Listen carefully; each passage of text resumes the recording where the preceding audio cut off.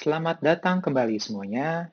Pada segmen terakhir ini, kita akan bahas konsep terbaru yang menjelaskan sistem kota-kota, yaitu jejaring kota-kota.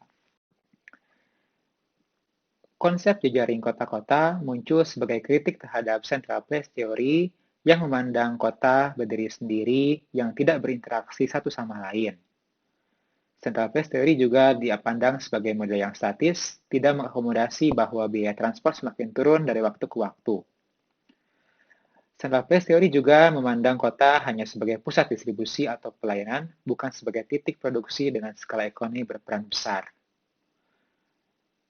Juga kota dapat mengalami diferensiasi kualitas sebenarnya. Nah, teori sistem perkotaan jejaring memandang fungsi kota ketimbang ukurannya. Jadi, interaksi dapat terjadi secara setara dan dua arah, tidak perlu dari kota terbesar, kemudian menengah ke kecil secara berurutan, tetapi kota kecil dapat langsung berinteraksi dengan kota yang lebih besar, baik yang dekat maupun yang berjauhan, tanpa harus mengikuti hierarki. Yang kedua, peran spesialisasi dan komplementaritas antar kota lebih penting dari dominasi kota besar tersebut. Nah, interaksi ini tidak selalu dipengaruhi faktor fisik seperti infrastruktur dan jarak, tetapi juga non-fisik seperti atau berhubungan dengan faktor-faktor relasional dan fungsional. Jadi, interaksi itu bersifat lebih dinamis. Nah, teori sistem perkotaan jejaring ini secara umum ada dua, yang menjelaskan jejaring kota-kota dalam satu sistem perkotaan atau kota jejaring atau network city atau juga disebut polycentric urban region, dan juga yang menjelaskan antar kawasan perkotaan atau jejaring kota-kota atau network of cities.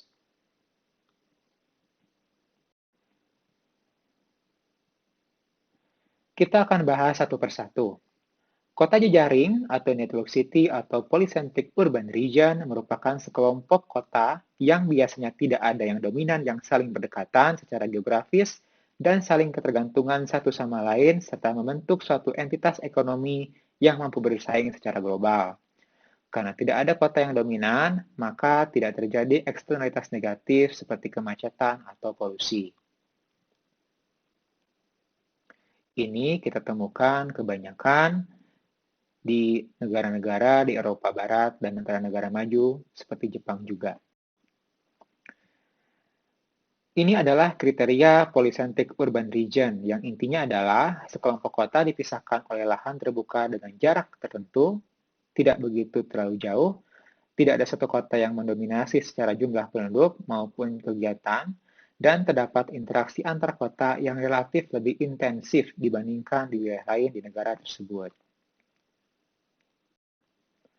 Yang kedua adalah jejaring kota-kota, yaitu sekelompok kota yang saling terhubung dengan baik dengan infrastruktur jalan dan komunikasi, tetapi tidak selalu berdekatan satu sama lain dan di antara mereka terjadi interaksi keruangan yang signifikan. Unsur pembentuk jejaring kota-kota adalah jaring fisik atau penunjang seperti jalan, listrik, dan komunikasi, dan juga jejaring pelaku atau fungsional termasuk interaksi antar aktor dan organisasi atau lembaga. Jadi, yang membedakan antara network city dengan network of cities adalah kalau pada jejaring kota-kota ini melingkupi wilayah yang lebih luas, tidak selalu langsung berdekatan.